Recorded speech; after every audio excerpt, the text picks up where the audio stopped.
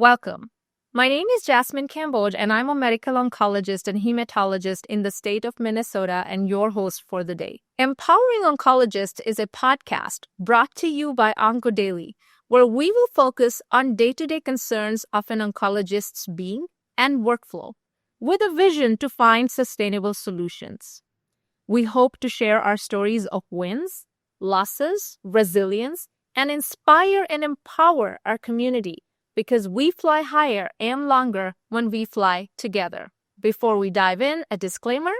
The views shared on the podcast are an individual's and in no way are contributions from any institution, organization, or guidelines. It is estimated that there are more than 5,000 community oncologists in the United States in over 950 community oncology practices, according to the Community Oncology Alliance. Such practices and oncologists provide care closer to home, and most patients find it to be more personalized and rewarding. However, it is not easy to be a community oncologist in this rapidly changing field, which perhaps is moving as fast as artificial intelligence, if not any faster. It is almost impossible to keep up with the FDA approvals and latest treatments and guidelines for all different kinds of malignancies. For our session today, we will connect with two superstar community oncologists who are making a mark by their spectacular work in the field of oncology.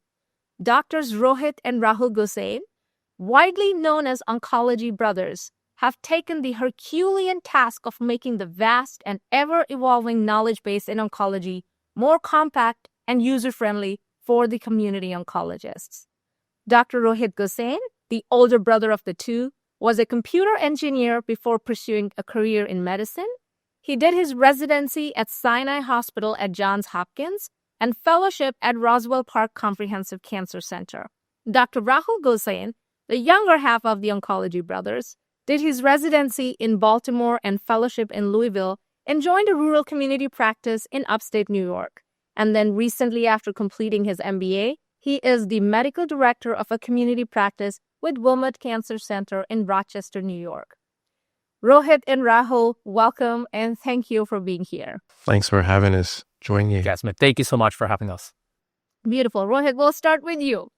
You were a computer engineer to begin with. What prompted you to pursue medicine and then HEMONC? Jasmine, again, thanks so much for having us over for this particular session. And thanks for the very kind introduction. We're trying to do a very small part in keeping our community oncologists up to date.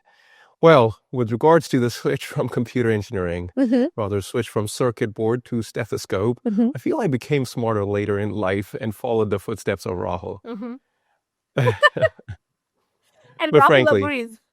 exactly, always will. Yeah. But frankly, while working as a computer engineer on Wall Street, working with software and writing code, I always felt that there was some humanistic element that I was missing, the interaction. So that's where I was like, should I pursue either MBA versus medicine? And I was like, if I go MBA route, it'll still get me into this computer corporate world. While Rahul was pursuing medicine, I was like, let me try the pre-med aspect of things. And when I did take pre-med courses, I really enjoyed medicine. And right there, I started my med school at Seba University School of Medicine, and again, followed footsteps of Rahul in Baltimore for the residency. And then after finishing up my fellowship at Roswell Park, here I am working as a community medical oncologist, seeing prostate cancer, iron deficiency, B12, and everything. Beautiful, beautiful. Thank you for sharing that. Rahul, next question is on to you. How did you decide to get into medicine, and when did you realize you wanted to become a hematologist oncologist? Well, first off, I'm glad that we started off with Rohit. It's important to respect the age rather than beauty. So I'm glad that is how we started. Again, how did I decide about medicine? You know, like any other Indian family, I believe that my parents had made this decision even before I was born. So I don't think I had much options here. Well, actually, option was engineering or medicine. Okay. But, you know, thankfully, Rohit and I don't have this gut-wrenching personal story that drew us into medicine. But this being a noble profession, given how fast the field is changing and moving, and importantly, get a chance to be part of someone's life journey is what drew me in. There are not many people like Rohit that are out there that would say, I loved pre-medicine and that's why I got in here. But that also shows you what Rohit is and what I'm about. Again, I think that what we're doing, even looking back in time, I'm so glad that this is how it worked out and we're doing the work we're doing. Yeah, beautiful, beautiful. When did you both decided to become Oncology Brothers on social media? And on that note, my husband has a question for the two of you. Is there an oncology sister in picture? Yes, the oncology sister ends up being Dr. Stephanie Graf because she was the one who got it started. So that's also a mutual connection between all three of us. Yes. It was funny. We were just talking to her today itself about that. That is correct. That is correct. So again, I think that we all appreciate how fast the field's moving. And you brought up that we're all doing these small things in our own little silo. Both Rohit and I on J1 in community settings, day in, day out on our commute, which was 90 minutes one way, we'd talk through all the data. What about that approval? What about that challenging case that you saw? Or one more study that got published? You know, just in 2025 or in October, we've seen more than 30, 40 new drug approvals and indications. It's tough to keep up with all this. So this was roughly now about 3 years ago when we said, let's expand our conversations to our colleagues. Let's learn together rather than just bouncing these ideas with each other. We showed up on social media, got some great feedback, got traction saying this is a big need. And then we just expanded those social media discussions to podcasts and now to like discussions. And again, to add to what Rahul is stating, that we felt that if we are the ones having such a hard time staying up to date with the field, where we are reading ASCO Post, listening to Research to Practice, Dr. Neil podcasts, and again, all the journal articles from NEJM to JCO, but we were like, we are still struggling to stay up to date, and we couldn't be the only one struggling. And that's where we were like, Rahul, how about whatever we are talking about, we make it bite-sized and put it out, well, starting out on X and Twitter. And then we were like, well, not everyone is out on social media on X and Twitter. How about we convert it into a podcast forum where we can reach out to a wider audience? And literally, we saw such responsiveness from people that it was benefiting them. And then we were like, how about we now stem this out to major conferences, especially when you go out to ASCO, where you are overwhelmed by 5,000 to 10,000 abstracts. And not to undermine phase 1, phase 2 clinical trials, that's what's actually changing the field. But phase 3 is what I need to know, especially the positive ones, which is how I'm going to change my treatment for my next patient on Monday. So we're like, let's cut through the noise and focus on those 4 to 5 or 6 abstracts which are actually practice changing. And that's where we're like, let's just do our live conferences, conference highlights, and that's how it all evolved. So you guys started 3 years ago or so. Yes. Wonderful. It's amazing how far you've come in 3 years then. How do you both keep up to date with the data? I mean, that is a lot of data that you convert into a bite-sized platform. You know, how do you keep up to date? I think now that we're in this position, often the minute a study that gets published that's exciting, either post-conference or a lot of times now as the presentation's happening, you'll get an NEJM article that will concurrently get published.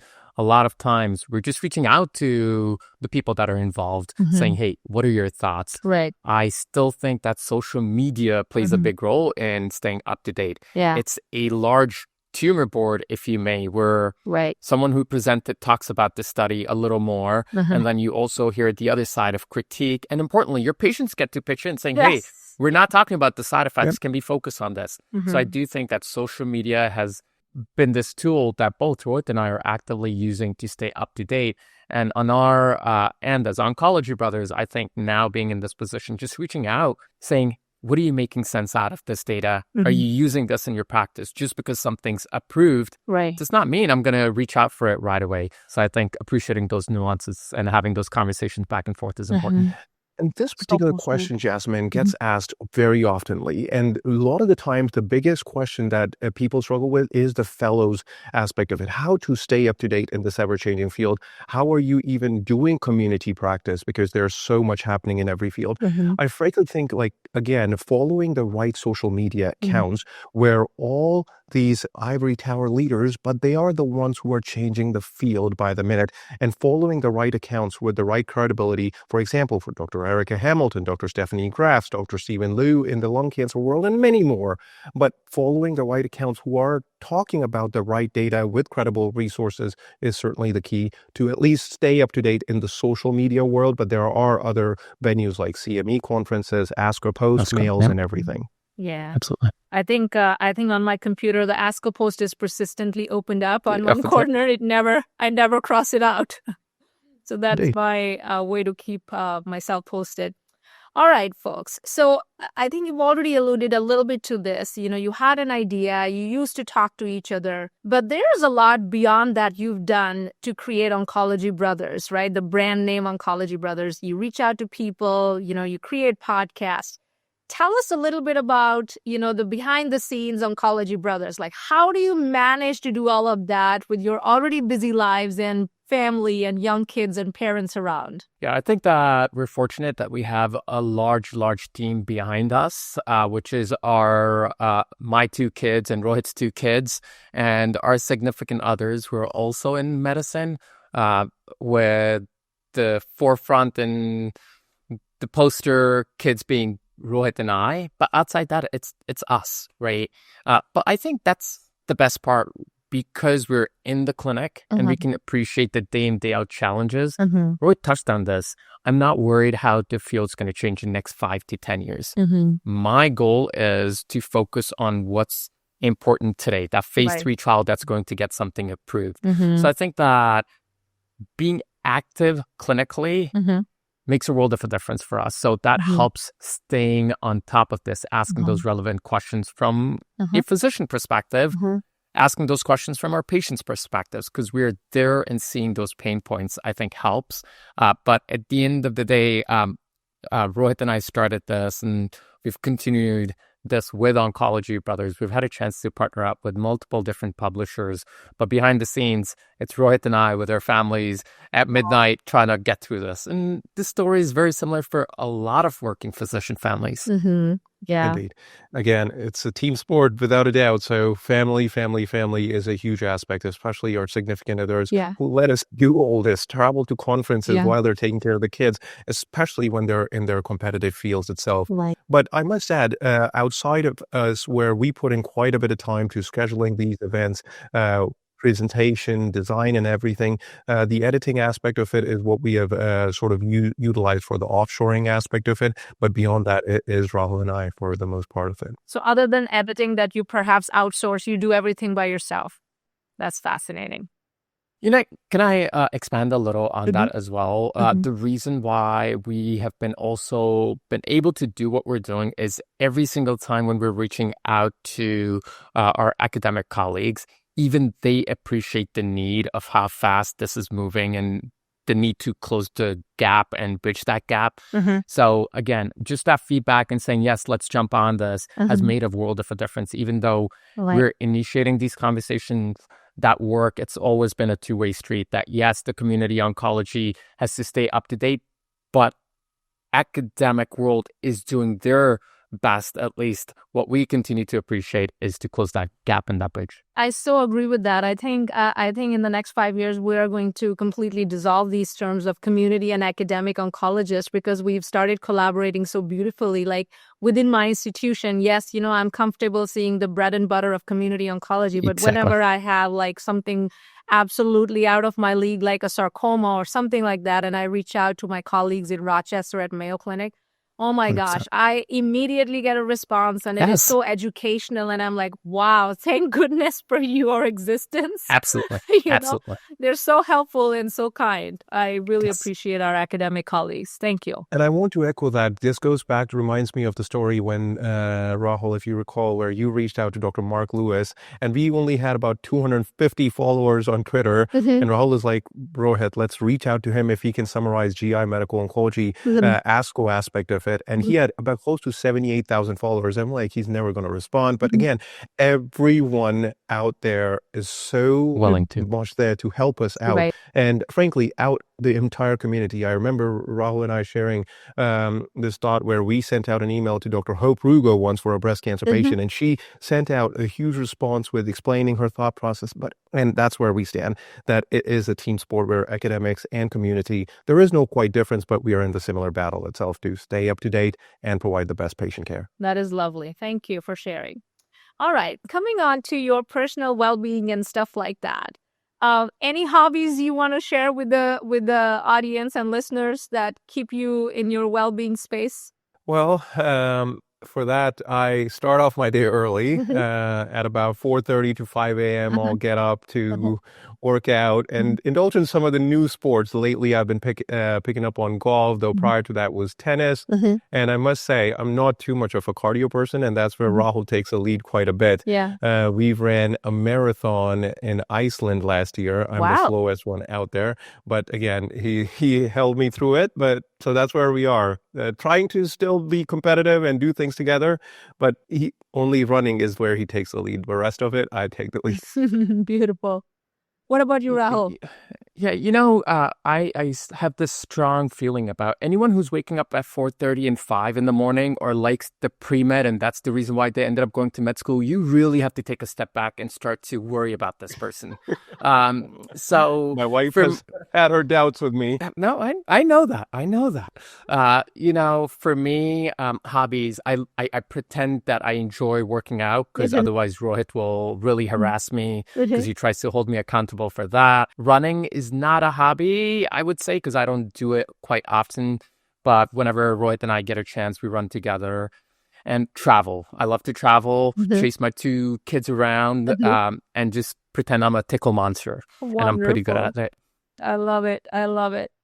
All right, next question. Any one change in the healthcare infrastructure? I know we all want many changes, but one change that you guys would like to bring to our healthcare system? I think that I'll bring up something that we tend to see day in, day out in our clinic, and I'm sure that a lot of us can relate to this, the cost aspect. The diagnosis of cancer ends up being one of the leading causes of bankruptcy here in the U.S. And when you're faced with that word, cancer, and now on top of that, you have to also worry about your financial needs, I think it's just daunting. We need to do something different. We need to do something significantly better. And if I had a wand, that is one thing I would ask for. Yeah. And I feel like the other aspect is that we continue to struggle with this is the NGS test, where it should be close to 100%, and we still continue to hear it's about 75, 80%.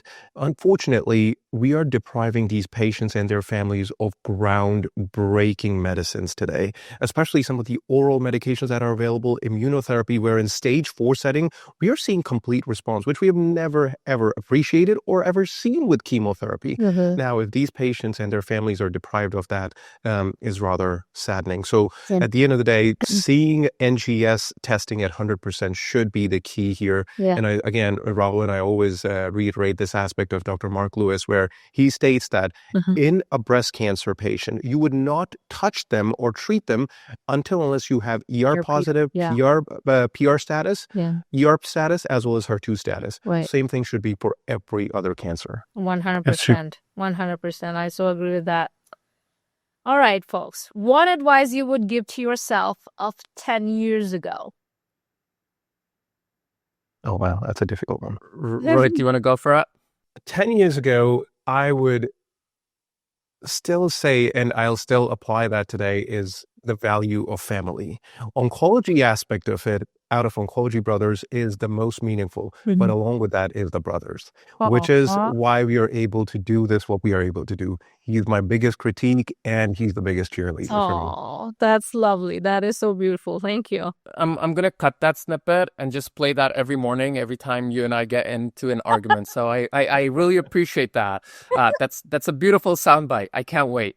But no, I agree that the bigger meaning here about family is 10 years ago, and I would still say this to myself, take care of yourself. And that could be taking some time to work out, taking the time for your family, having some hobbies. We're seeing a significant burnout in our field. There's a big need for our patients. We need to be there for them, but that is only possible if we're taking care of ourselves. So 10 years ago, I would tell myself saying, Mm-hmm. take care of yourself. Yeah. Give yourself some grace. Yeah. No, very well said, folks. All right. On to a bit of a rapid fire about the two of you. We can start with whoever wants to go first. Who wants to go first? Sure. Rohit will take it. Okay, beautiful. Thanks. Your Very kind of you. favorite book, Rohit? Oh, David Goggins all the way. Can't Hurt Me and Never Finish. Rahul, where you ended off with Grace, spending time. And this guy is totally opposite of that. Yep. Uh-huh. Is go every single day, whether that's workout, whether that's achieving anything in life. So Mhm. Wonderful. Can't Hurt Me and Never Finish. Your favorite leader? Oh, I don't want to get into this political world, but Barack Obama. A man who's so charismatic with his speech delivery, his ability to inspire hope and unity, which is very much we need today, and we needed yesterday, and we will need that tomorrow. Wonderful. Your favorite cancer study, Rohit? Well, enough have been changing the cancer world. 40 drug approvals each year is incredible in this field. But I still remember ASCO 2022. Good. I've never seen that before in my life. Is Destiny Breast 04, Dr. Shanu Modi presenting. Standing ovation. Again, heard about it, never seen it myself, but that was just breathtaking. Oh my You God. could see the patients, patient advocates, physicians, families Absolutely. just cheering, and Yeah. it was just breathtaking. Absolutely. Yeah, absolutely. Your favorite restaurant in New York?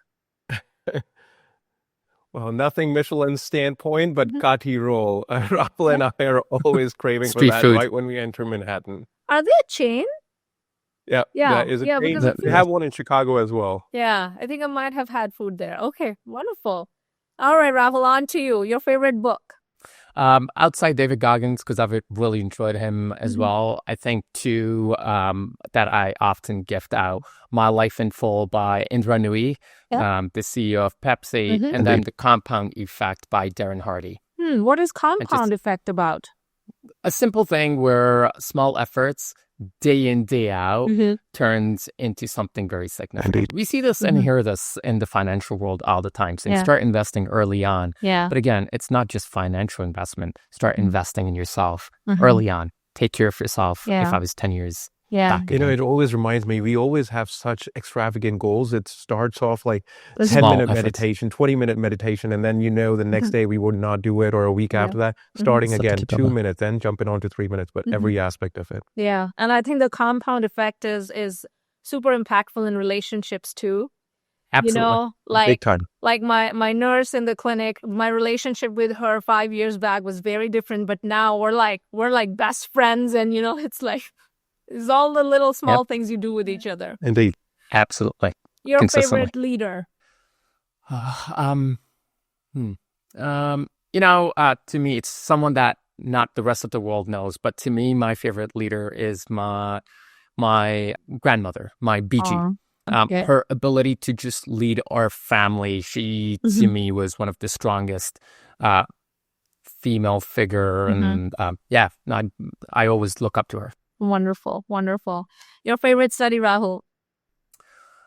We're talking about standing ovations. Rohit brought up the Destiny trial. Then thereafter, last year at ESMO was EV302. And enfortumab vedotin with Pembro ended up doubling the overall survival for bladder cancer from 16 months to roughly 32 months.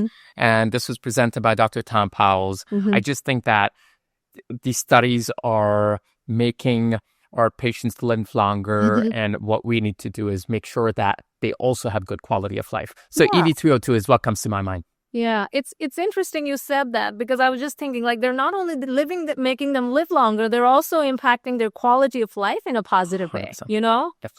EV302 with metastatic disease had close to 30% complete response. So, again... Metastatic disease, these numbers are just breathtaking. Still gives one Exactly. chills. That's amazing. Yes. Beautiful. Your favorite restaurant, Rahul? Oh, I have a few. Instead of restaurant, a few things that not many people know. Rohit can actually do a very good job cooking and making some phenomenal drinks and smoothies as well if you're on a health kick. And then in terms of food, actually, my mom, my mother-in-law, my wife, and my sister-in-law. So I'm more of a foodie at home. Yeah. And I tell them that I could be a professional taster, but these 4 people I absolutely enjoy. Spectacular. Do you guys still eat Maggie at all? Oh, that's I think I make the best Maggie. I might not do I totally disagree with that fact. The guy would take forever to measure a cup, You and got then to do it right. despite that, it You would got to not do be it the right. best Maggie. No. But it never gets ready in 2 minutes, does it though? No. No. That's bad marketing. That's a fad. 3 to 3.5 minutes. Yeah, that's more realistic. Okay, some fun facts about you. I think you've already mentioned about Rohit, about his capacity to wake up at 4 a.m. every morning, right?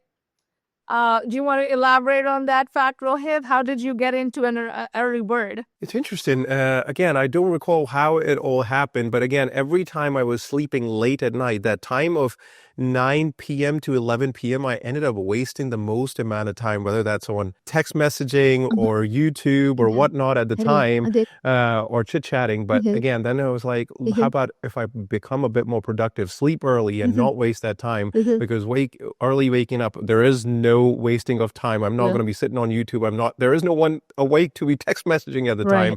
So that's what it's transpired. And it has been ongoing since residency days. And I still remember kicking Rahul, and I'm like, Rahul, let's go. Because Rahul and I, there was some overlap of residency days. So he had some nightmares from that time. Wonderful. What about you, Rahul? You've traveled to a lot of countries.